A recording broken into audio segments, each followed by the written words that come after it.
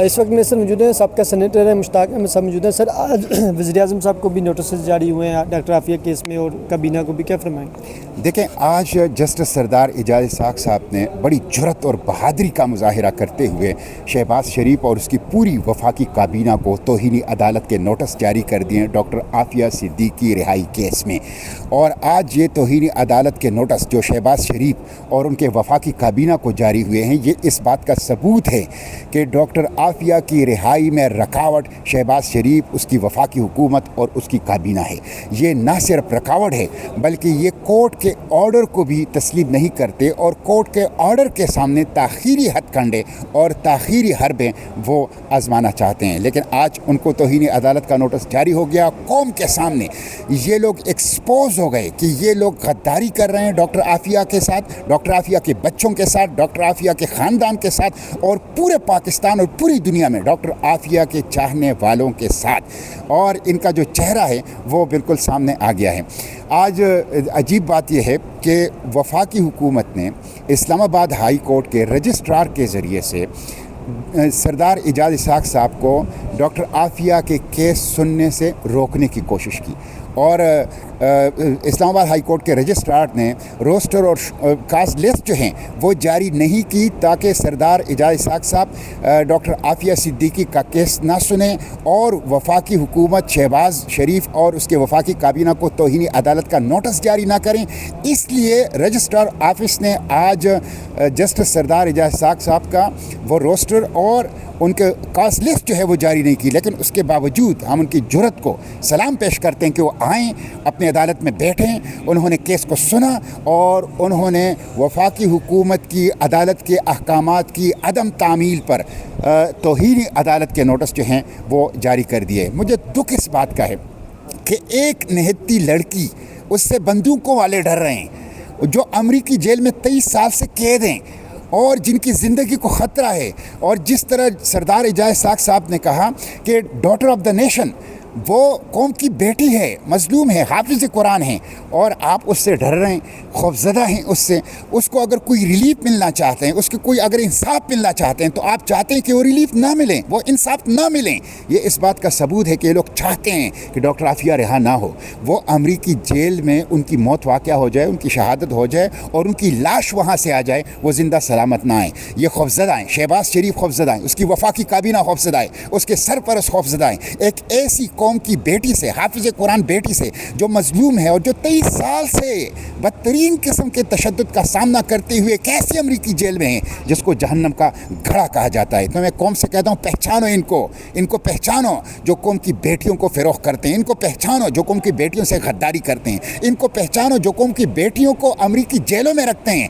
Trump کے لیے تو آپ افغانستان سے پکڑ کے ان کی خوشنودی کے لیے حوالے کر دیتے ہیں، اور اپنی قوم کی بیٹی کی بات آتی ہے تو جج کو آپ روکتے ہیں کہ وہ عدالت نہ کھولیں، وہ کیس نہ سنیں، وہ انصاف نہ دیں، وہ ریلیف نہ دیں۔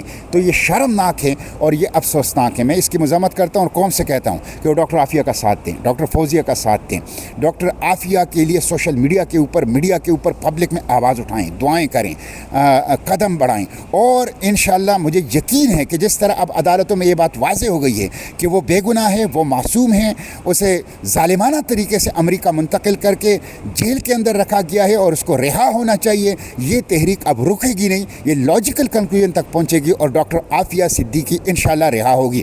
ہم زندگی کے آخری سانس اور خون کے آخری قطرے تک ڈاکٹر عافیہ کی رہائی کی کوششوں کو انشاءاللہ جاری رکھیں گے۔ سر لاسٹ میں یہ بتائیے، بلوچستان میں جو کل واقعہ پیش ہے اس کو کیسے دیکھتے ہیں، جس طریقے سے پسند کی شادی کرنے والوں کو سرعام گولی جو ماری گئی؟ دیکھیں، بلوچستان کے اندر جو واقعہ پیش آیا ہے، جس میں پسند کی شادی کرنے والے میاں بیوی کو غیرت کے نام پر بے غیرتی کا مظاہرہ کرتے ہوئے گولیاں ماری گئی، وہ درندگی ہے، دہشت گردی ہے، وحشت ناک ہے اور افسوسناک ہے، اور اتنا بڑا واقعہ ہے، اتنی بڑی درندگی ہے کہ اس کے مذمت کے لیے میرے پاس الفاظ نہیں ہیں۔ لیکن مجھے دکھ ہے کہ وفاقی اور صوبائی حکومتیں وہ گنگی بن گئی ہیں، وہ اندھی بن گئی ہیں، وہ بہری بن گئی ہیں۔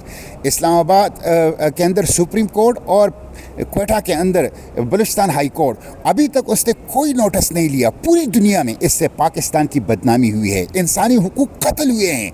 ये पूरे पाकिस्तान के चेहरे के ऊपर एक तमांचा है।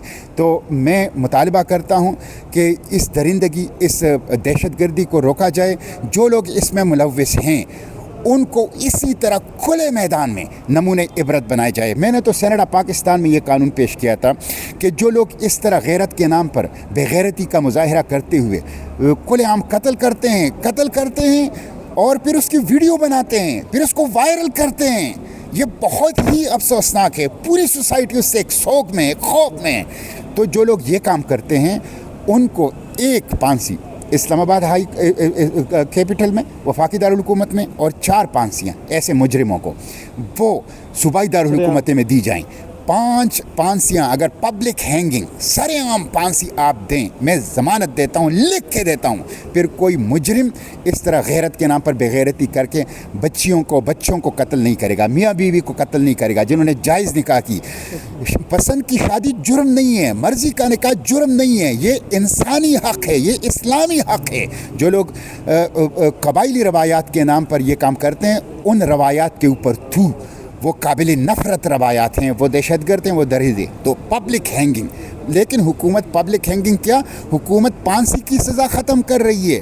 GSP प्लस के लिए, चंद यूरो और चंद डॉलर के लिए, मगरिब और अमेरिका और यूरोप को खुश करने के लिए ये फांसी की सज़ा ख़त्म कर रहे हो। अभी 2 जराइम से हालिया दिनों में इन्होंने वफाकी पार्लियामेंट से फांसी की सज़ा ख़त्म कर दी है। तो ये अफसोसनाक है, शर्मनाक है, गुलामाना है। हम इसकी मज़म्मत करते हैं। इसका एक ही हल है कि कानून से सुकम, कमज़ोरियाँ, ख़राबियाँ दूर की जाएं और ऐसे बदतरीन मुजरिमों को पब्लिक हैंगिंग इस्लामाबाद और 4 दारुल हुकूमतों में कम से कम एक दी जाए। आप देखेंगे कि हमारे बच्चे और बच्चियाँ महफूज हो जाए। बहुत शुक्रिया सर, थैंक यू।